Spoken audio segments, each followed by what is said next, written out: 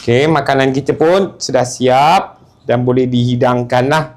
Okey, kita menggunakan ikan selayang, itu 8 ekor sama 1 kilo. Serai 2 batang, 1 inci kunyit dengan 2 biji buah keras, itu 4 cube. Bawang putih yang telah diiris, iaitu 14. 1 biji bawang merah, bawang besar. Lepas tu daun kunyit dan hiris halia. Halia pun 1 inci. 10 batang cili, 10 biji belimbing bulu. Okey, serbuk rasa dan secukup garam. 2 jug air. Okey, 2 jug air yang telah dipanaskan dan kita akan masukkan bahan kita satu-satu. Masukkan daun kunyit, irisan halia, serai, bawang merah, cili, bawang putih dan cube. Jangan lupa masukkan kunyit yang telah ditumbuk tadi. Kita masukkan belimbing kita kemudian ya. Sebab belimbing kita dah matang.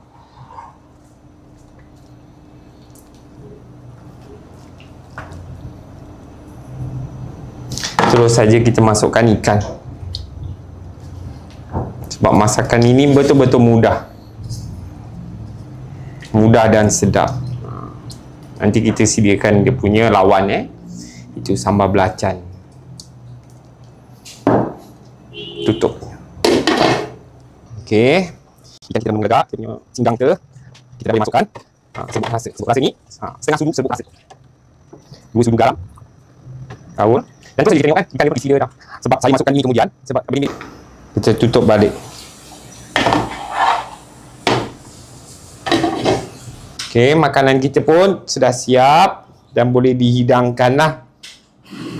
Siap sudah kita punya ikan selayang masak belimbing buluh. Untuk rasa yang lebih padu, kita sediakan juga sambal belacan.